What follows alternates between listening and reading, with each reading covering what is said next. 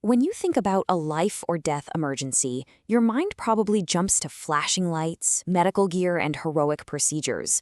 But what if I told you the single most important tool isn't a tool at all? Today, we're looking at the unseen skill that can change everything: communication.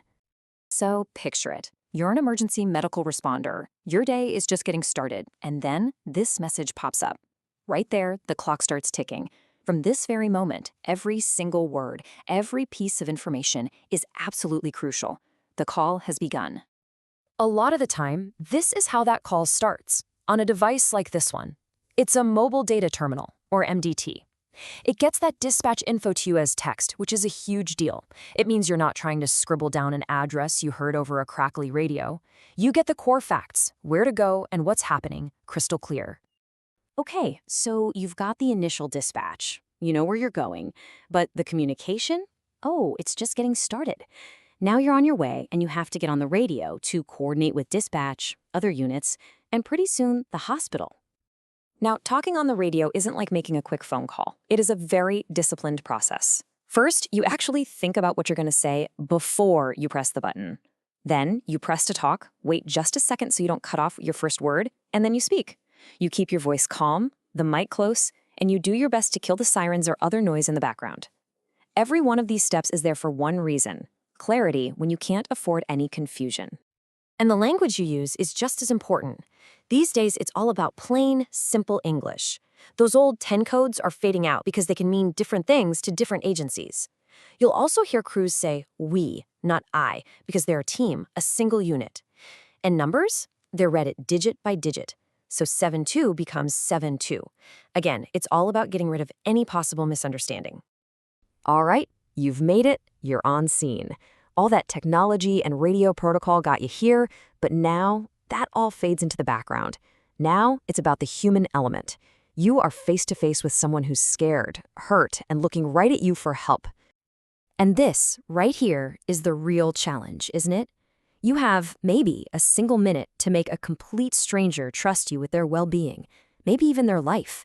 In all that chaos, how on earth do you build that kind of connection so fast? Well, it really comes down to a few basic, powerful actions.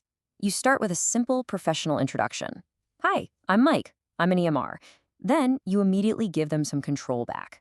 What would you like me to call you? From there, it's all about connection.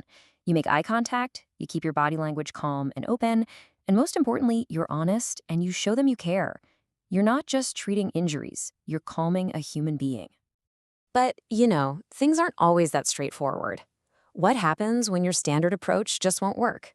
Let's talk about some challenges, like what if your patient is hard of hearing or even deaf? When your voice isn't an option, you have to use everything else. You can identify yourself visually, just point to the patch on your shoulder. You make sure you're facing them so they can see your lips and your facial expressions. And remember, shouting never helps, but speaking slowly and clearly does. And you know what? Never underestimate a simple pen and paper. Sometimes that becomes the most important tool you have. Okay, let's flip that script. What if your patient can hear every word you're saying perfectly, but they can't see you or anything else that's going on around them? How do you create a sense of safety for them using nothing but your voice? In this case, you have to become their eyes. You use your words to paint a picture of the world for them. You explain every sound. That loud noise is just the fire engine arriving. You narrate every action before you do it. Okay, I'm going to take your arm now to check your blood pressure. By keeping up that constant contact, either talking or a gentle touch, you build a safe space for them in the middle of all the chaos. So you've stabilized the patient, you've made it to the hospital, or you're meeting up with the paramedics. Your job of direct care is almost done, but your duty to communicate is about to hit its most important moment yet. It's time for the official handoff. The best way to think about the handoff report is like passing the baton in a relay race. It has to be perfect. If you fumble it, the whole effort could be wasted. This report is your short, sharp summary of everything you found and everything you did. It lets the next medical team pick up exactly where you left off without skipping a beat. It's such a critical link in the chain of survival. And there's a formula for it, a mental checklist to make sure nothing gets missed. You cover the basics, age and sex, then the big one, their chief complaint, why you were called.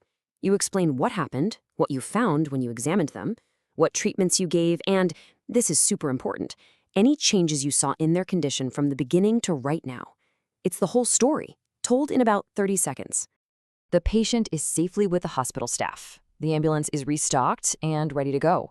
The call is finally over, right? Well, not quite.